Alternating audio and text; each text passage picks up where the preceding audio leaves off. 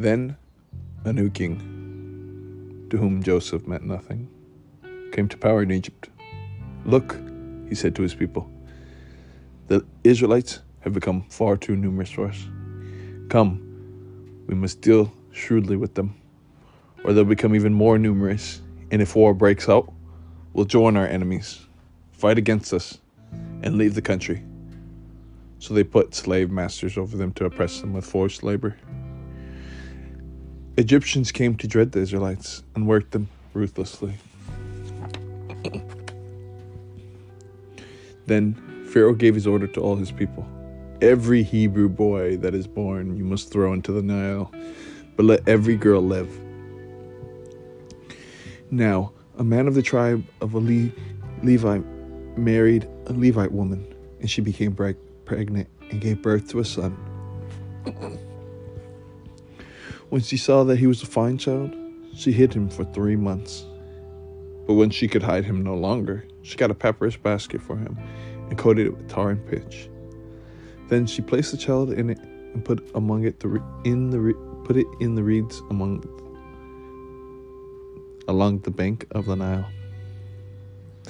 Then Pharaoh's daughter went down to the Nile to bathe, and her attendants were walking along the riverbank. She saw the basket among the reeds and sent her female slave to get it. She opened it and saw the baby. He was crying. She felt sorry for him.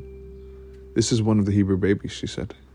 Then his sister asked Pharaoh's daughter, "Shall I go and get one of the Hebrew women to nurse the baby for you?" "Yes, go," she answered. So the girl went and got the baby's mother. She named him Moses, saying, "I drew him out of the water." One day after Moses had grown up, he went out to where his own people were and watched them in their hard labor. He saw an Egyptian beating a Hebrew, one of his people. Looking this way and seeing that no one was there, he killed the Egyptian and hid him in the sand. The next day he went out and saw two Hebrews fighting. He asked the one in the wrong, "Why are you hitting your fellow Hebrew?" The man said, "Who made you ruler and judge over us? Are you thinking of killing me as you killed the Egyptian?" Then Moses was afraid and thought, "What I did must have become known." When Pharaoh heard of this, he tried to kill Moses. But Moses fled from Pharaoh and went to live in Midian by a well. Moses eventually ended up marrying Zipporah and gave birth to a son.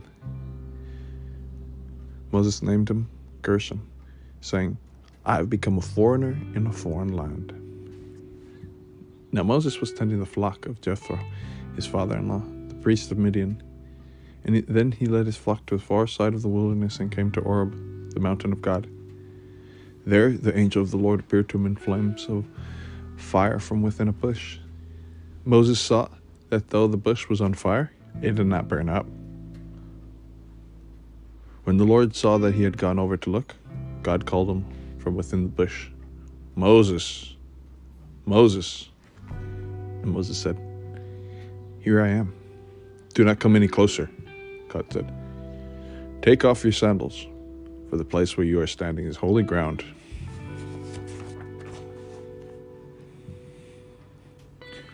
"I am the God of your father, the God of Abraham, the God of Isaac, and the God of Jacob." At this, Moses hid his face because he was afraid to look at God. The Lord said, "I have indeed seen the misery of my people in Egypt. I've heard them cry out because they're slave drivers, and I am concerned about their suffering. So I've come down to rescue them from the hand of Egyptians and to bring them out of that land into a good and spacious land, a land flowing with milk and honey.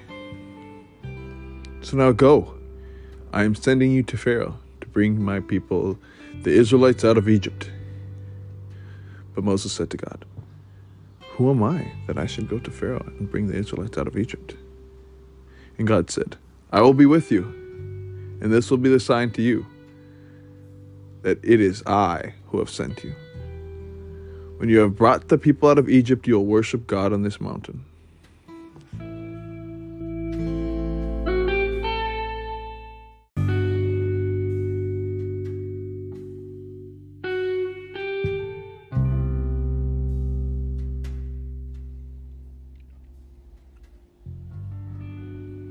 Moses said to God, "Suppose I go to the Israelites and say to them, 'The God of your fathers has sent me to you.' And they ask, 'What is his name?' Then what should I tell them?" God said to Moses, "I am who I am. This is what you are to say. I am has sent me to you." God also said to Moses, "Say to the Israelites, 'The Lord, the God of your fathers, the God of Abraham, the God of Isaac, and the God of Jacob, has sent me to you.'" Moses said to the Lord, "Pardon your servant, Lord. I have never been eloquent, neither in the past nor since you have spoken to your servant. I am slow of speech and tongue." Then the Lord said, "What about your brother Aaron? I know he can speak well. He is already on his way to meet you. I will help both of you speak, and will teach you what to do."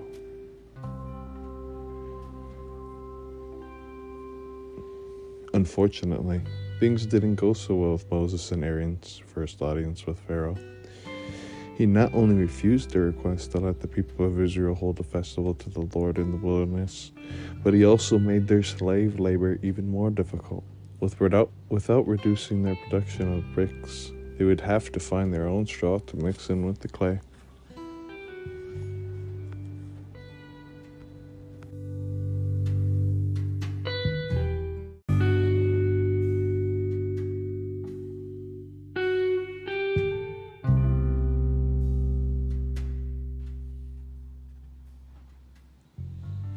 The Lord said to Moses and Aaron, "When Pharaoh says to you, 'Perform a miracle,' then say to Aaron, 'Take your staff and throw it down before Pharaoh, and it'll become a snake.'"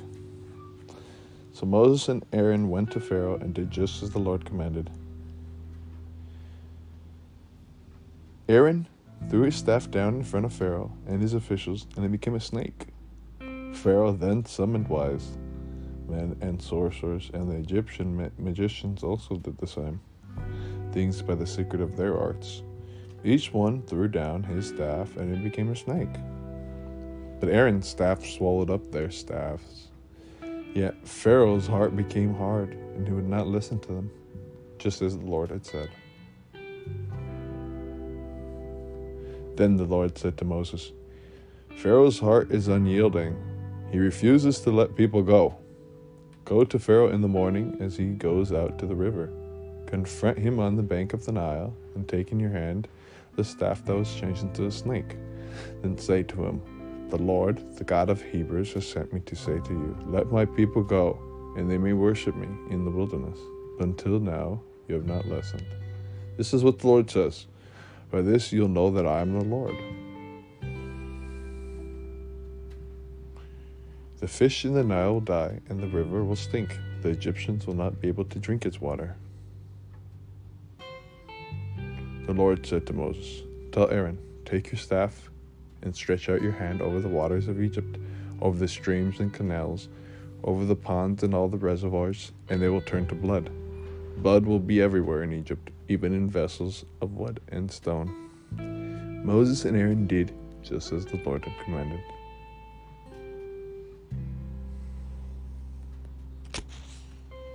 But the Egyptian magicians did the same things by the secret of their arts, and the Pharaoh's heart became hard.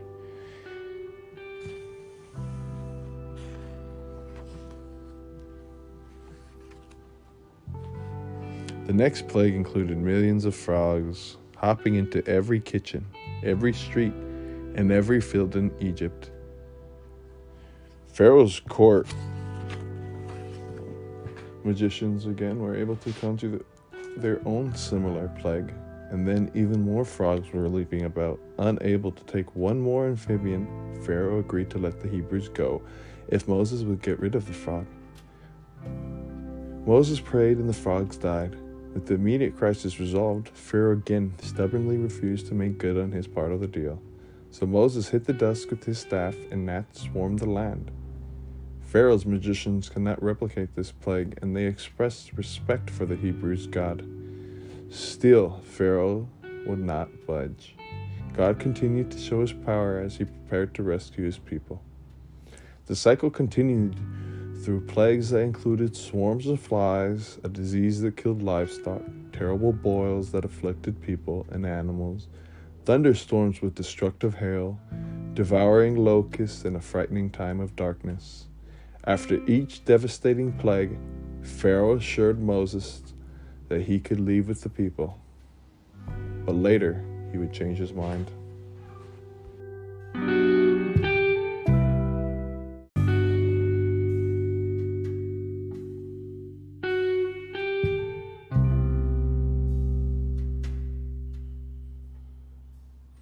But the Lord hardened Pharaoh's heart, and he was not willing to let them go. Pharaoh said to Moses, "Get out of my sight. Make sure you do not appear before me again. The day you see my face, you'll die." "Just as you say," Moses replied. "I'll never appear before you again." Now the Lord had said to Moses, "I'll bring one more plague on Pharaoh and on Egypt. After that, he'll let you go from here. And when he does, he will drive you out completely." So Moses said, "This is what the Lord says. About midnight, I'll go throughout Egypt. Every firstborn son in Egypt will die, from the firstborn son of Pharaoh, who sits on the throne, to the firstborn son of the female slave. All of the firstborn of the cattle as well. But nobody will touch the Israelites. Not a dog will bark at any person or animal. The animals you choose must be a year-old male without defect, and you may take them from a sheep or the goats. Take care of them until the 14th day of the month. Then all the members of the community of Israel must slaughter them at twilight. And they are to take some of the blood and put it on the sides and the tops of the door frames of the houses where they are to eat the lamb. And that same night they are to eat the meat roasted over the fire, along with the bitter herbs and bread made without yeast. This is to be called the Lord's Passover. I'll bring judgment on all the gods of Egypt. I am the Lord. The blood will be a sign for you on the houses where you are, and when I see the blood, I'll pass over you. No destructive plague will touch you when I strike Egypt." The Israelites did just as the Lord commanded.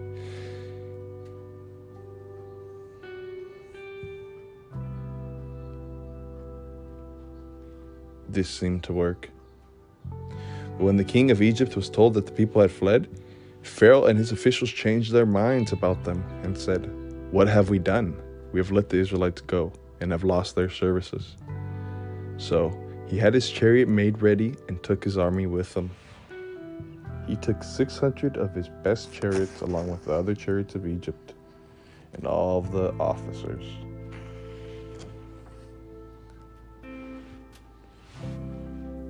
The angel of God, who had been traveling in front of the Israelite army, withdrew and went behind them. The pillar of cloud also moved from in front and stood behind them, coming between the armies of Egypt and Israel. Throughout the night, the cloud brought the darkness to one side and light to the other side, so neither went near the other all night long. Then Moses stretched out his hand over the sea, and all that the night the Lord drove the sea back with a strong east wind and turned it into dry land. The waters were divided, and Israelites went through the sea on dry ground, with a wall of water on their right and on their left. The Egyptians pursued them, and all Pharaoh's horses and chariots and horsemen followed them into the sea. Moses stretched out his hand over the sea, and at daybreak the sea went back to its place. The Egyptians were fleeing towards it, and the Lord swept them into the sea. Moses led Israel from the Red Sea. Later they went into the desert of Shur. For 3 days they traveled into the desert without finding water.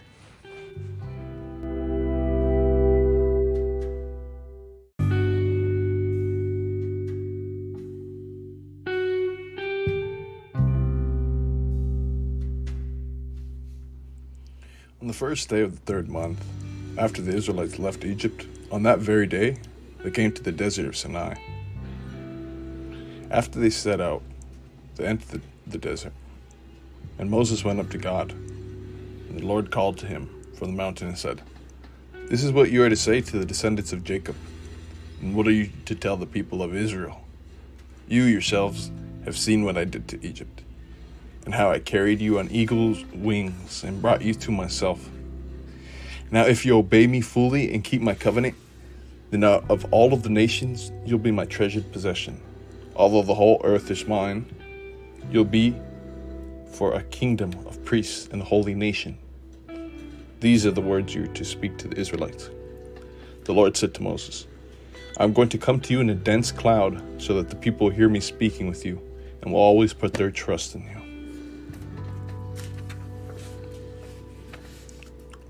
On the cloud-covered summit of Mount Sinai, God handed down the 10 most quoted, best-known rules humankind has ever heard.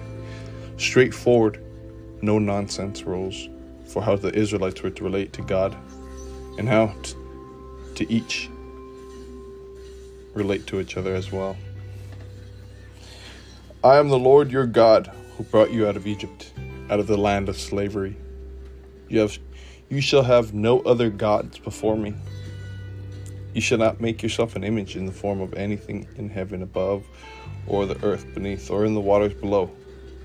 You shall not bow down to them or worship them. For I, the Lord of your God, am a jealous God, punishing the children for the sin of the parents, the third and fourth generations of those who hate me, but showing love to 1,000 generations of those who love me and keep my commandments.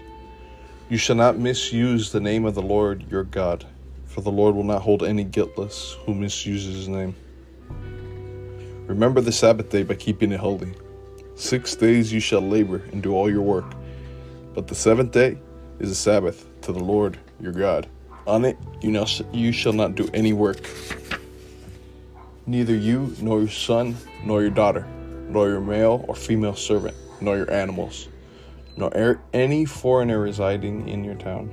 For on the 6th day the Lord made the heavens and the earth, the sea, and all that is in them. But he rested on the 7th day. Therefore the Lord blessed the Sabbath day and made it holy. Honor your father and your mother, so that you may live long in the land and the Lord that your God is giving you. You shall not murder, you shall not commit adultery, you shall not steal, you shall not give false testimony against your neighbor. You shall not covet your neighbor's house. You shall not covet your neighbor's wife, or his male or female servant, his ox or donkey, or anything that belongs to your neighbor." Moses was clearly the intermediary between God and the Hebrew people. After Moses received the 10 Commandments, he was given the laws of the Book of the Covenant, consisting largely of expansions of the 10 Commandments. Now he would lead the Israelites in establishing their covenant with the Lord.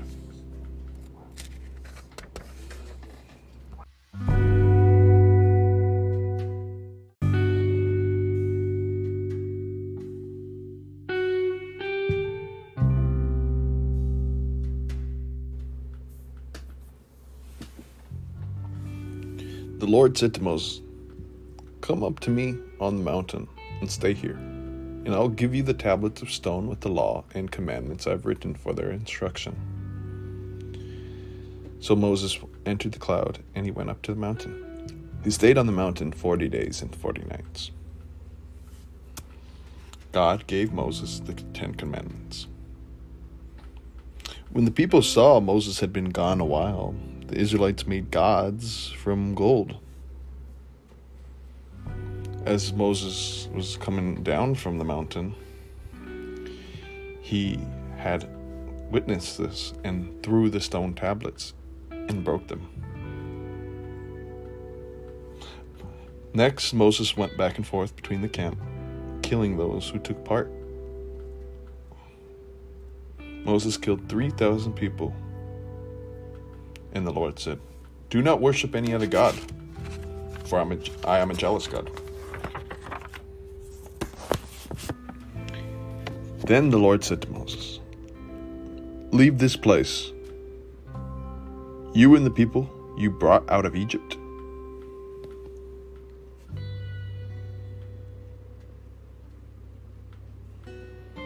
and go to the land that I promised, an oath to Abraham, Isaac, and Jacob. Go up to the land flowing with milk and honey. The Lord, compassionate and gracious God, slow to anger, abounding in love and faithfulness, and maintaining love to thousands, forgiving wickedness, rebellion, and sin. God still wished to destroy the Israelites for worshiping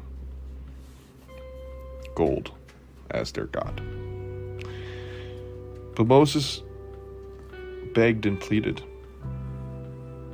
Moses spoke to the Lord, and God left them unpunished. Moses found favor in the Lord, and so therefore the Lord's goodness passed over all of the Israelites. Then the Lord said, I'm making a covenant with you.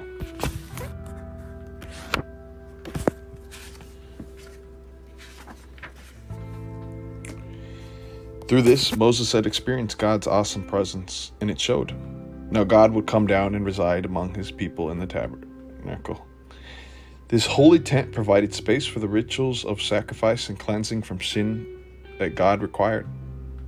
The best Hebrew artisans used their skill in woodworking, metalworking, weaving, and embroidering the craft to the materials for the tabernacle, including the lampstand, the table for sacred bread, and the Ark of the Covenant.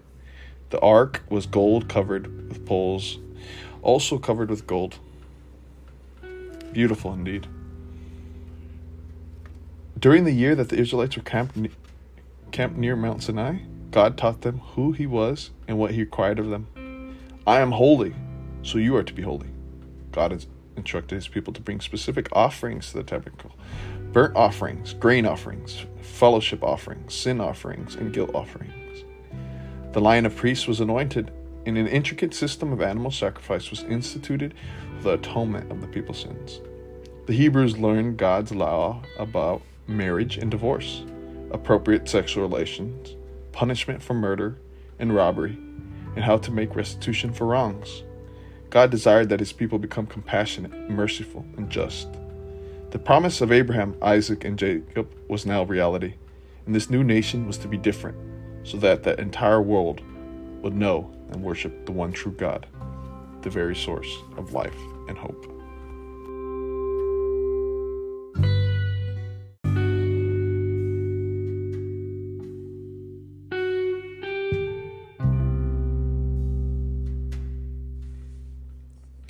On the 20th day of the second month of the second year, the Israelites set out from the desert of Sinai.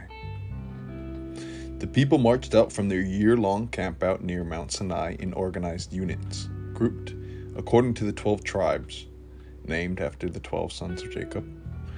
God continued to guide them with the cloud by day and the pillar of fire by night.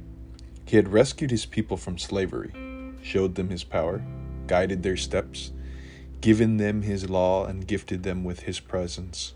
By now, perhaps the people would trust God and his leading, but the Israelites continued to blame God for their hardships.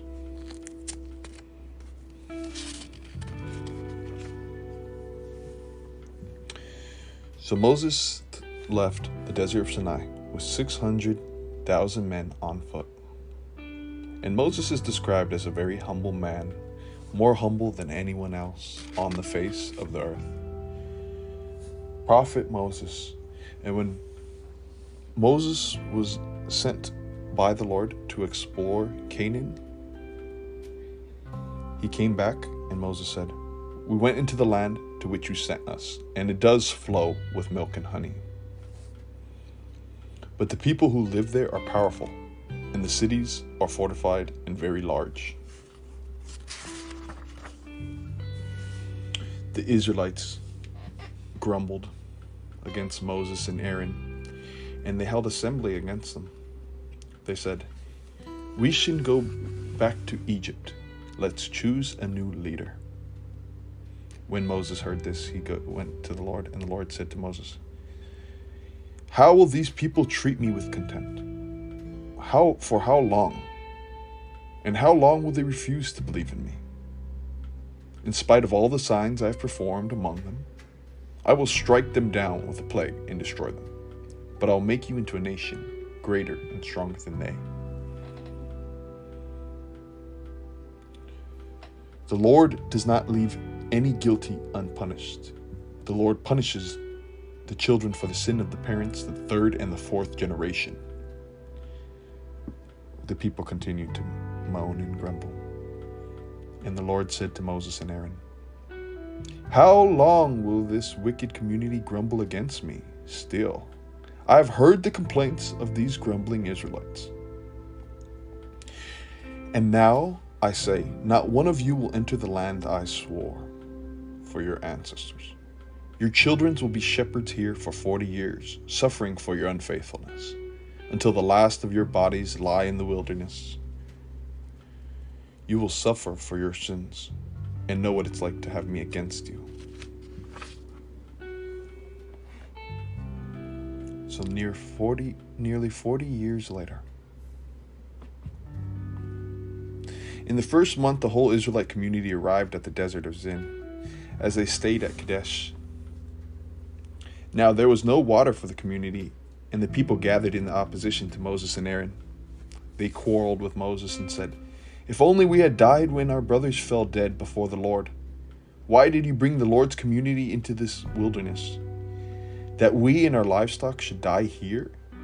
Why did you bring us out of Egypt to this terrible place? It has no grain or figs, grapevines or pomegranates, and there is no water to drink."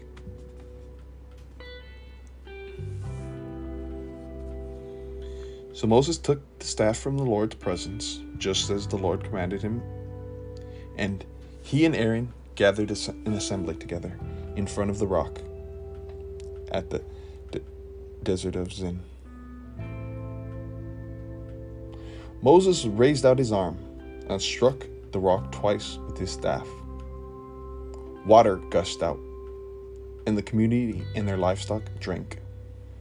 But the Lord said to Moses and Aaron, "Because you did not trust in me enough to honor me as holy in the sight of the Israelites, you will not bring this community into the land I give them."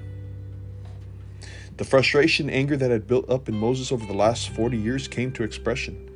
In his rage, Moses struck the rock rather than obeying God's instruction to speak to it. God, and evidently Aaron, demonstrated a lack of trust in God and respect for his presence among his people. The consequences were clear. Neither Moses nor Aaron would enter the promised land.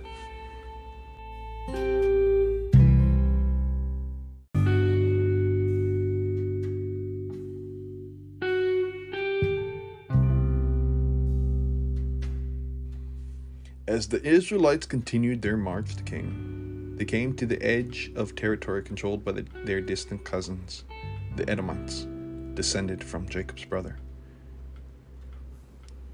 "No way, not without a fight," replied the king, who promptly sent a large and powerful army to ensure that the Israelites did not enter their territory. Thwarted, the Israelites soon had to look elsewhere. The Israelites settled in the land of the Amorites. Local kings were intimidated by the Israelite force. And as a battle for the promised land approached the Israelites, Moses took a census and discovered that all the Israelites who rebelled against God's instruction to enter Canaan nearly 40 years earlier had passed away. After all these years, the next generation was finally poised to enter the land.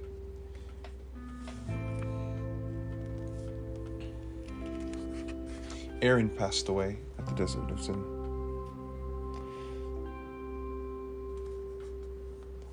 The Lord commanded and instructed Moses.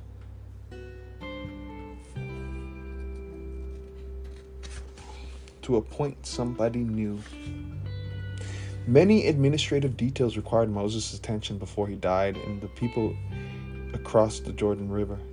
How to arrange worship, how to handle captives and spoils from battle, how to deal with crime and vengeance inside the Hebrew nation, how to set up inheritance rights. God, through Moses, was preparing a basic governmental system for life in the Promised Land. Moses' final task regarding the anxious and excited people was a grand valedictory speech. Remember who you are, he told them, and to whom you belong. Moses spoke to all Israel in the wilderness east of the Jordan. The Lord your God has blessed you in all the work of your hands. He has watched over your journey through his vast wilderness. These 40 years the Lord your God has been with you, and you have not lacked anything. Ask now about the former days long before your time, from the day God created human beings on the earth. Ask from one end of the heavens to the other. Has anything so great has ever happened, or anything like this ever been heard of? Has any other people heard the voice of God speaking out of the fire as you have and lived? Has any God ever tried to take for himself one nation out of another nation by testings, by signs and wonders, by war, by mighty hand and an outstretched arm, or by great and awesome deeds, like all the things the Lord your God did for you in Egypt before your very eyes? You were shown these things so that you might know that the Lord is God. Besides him there is no other. From heaven he made you hear his voice to discipline you. On earth he showed you his great fire, and you heard his words out from the fire. Because he loved your ancestors and chose their descendants after them, he brought you out of Egypt by his presence and his great strength to drive out before you nations greater and stronger than you, and to bring you into their land, and to give to you for your inheritance, as it is today. Acknowledge and take to heart this day that the Lord is God in heaven above and on earth below. There is no other.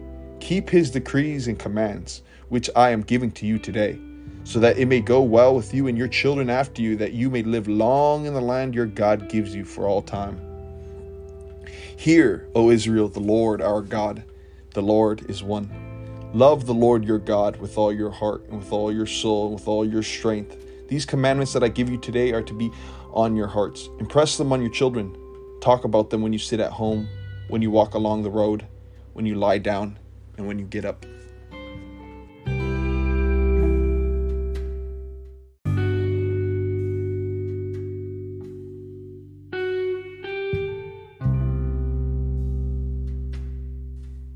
Be careful to follow every command I am giving you today, so that you may live and increase and may enter and possess the land the Lord promised an oath to your ancestors.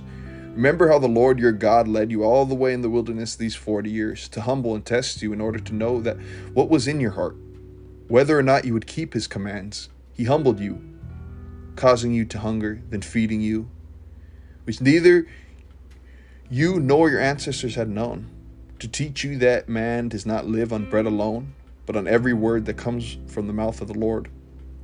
Your clothes did not wear out, and your feet did not swell during these 40 years. Know then in your heart that as a man disciplines his son, so the Lord your God disciplines you. Hear, Israel, you are now about to cross the Jordan to go in and dispossess nations greater and stronger than you, with large cities that have walls up to the sky. The people are strong and tall. Be assured today that the Lord your God is the one who goes across ahead of you like a devouring fire. He'll destroy them. He'll subdue them before you. And you will drive them out and annihilate them quickly, as the Lord has promised you. After the Lord your God has driven them out before you, do not say to yourself, the Lord has brought me here to take possessions of this land because of my righteousness. No. It is on account of the wickedness of these nations that the Lord is going to drive them out before you. It is not because of your righteousness or your integrity that you are going in to take possession of their land, but on the account of the wickedness of these nations. The Lord your God will drive them out before you to accomplish that he swore to your fathers, to Abraham, Isaac, and Jacob. Understand then that this is not because of your righteousness that your God is giving you this good land to possess. Moses summoned all the Israelites and said to them, your eyes have seen all that the Lord did in Egypt to Pharaoh, to all his officials, and to all his land. With your own eyes you saw those great trials, those signs and great wonders. But to this day the Lord has not given you a mind that understands, or eyes that see, or ears that hear. Yet the Lord says, during the 40 years that I led you through the wilderness, your clothes did not wear out, nor did your sandals on your feet. You ate no bread and drank no wine or other fermented drink. I did this so that you may know that I am the Lord your God. Now that I am commanding you today, it is not too difficult for you, or it is not beyond reach. You must obey it. Who will proclaim it and who will obey it? So, see, I set before you today life and prosperity, death and destruction. For I commanded you today to love the Lord your God, to walk in obedience to him, and to keep his commands, decrees, and laws.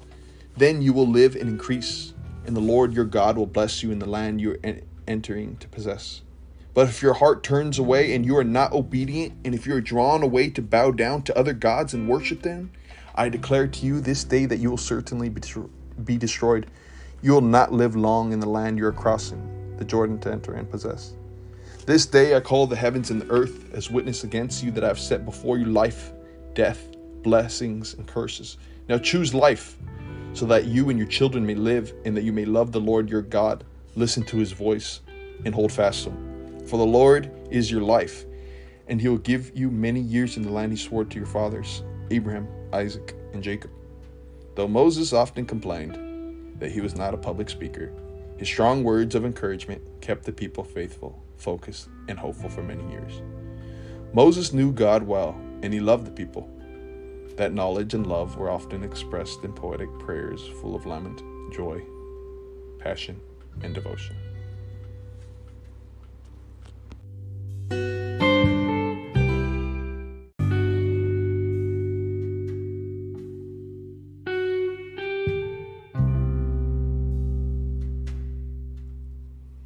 So Moses appointed Joshua and said to him, "Be strong and courageous, for you must go with these people into the land that the Lord swore to their ancestors and to give to them. You must divide it among them as their inheritance. The Lord himself goes before you and will be with you. He will never leave you nor forsake you. Do not be afraid. Do not be discouraged." On that same day, the Lord told Moses, "Go up to the Mount Nebo in Moab, across from Jericho, and view Canaan, the land I am giving the Israelites as their own possession. There on the mountain that you have climbed, you will die and be gathered to your people, just as your brother Aaron died on Mount Hor and was gathered to his people. This is because both of you broke faith with me in the presence of the Israelites at the waters of Kadesh in the desert of Zin, and because you did not uphold my holiness among the Israelites. Therefore, you'll see the land only from a distance. You'll not enter the land I am giving to the people of Israel." So Moses climbed to Mount Nebo from the plains of the Moab, and Moses died. Moses was 120 years old when he died, yet his eyes were not weak, nor his strength gone. The Israelites grieved for Moses in the plains of Moab for 30 days until the time of weeping and mourning was over.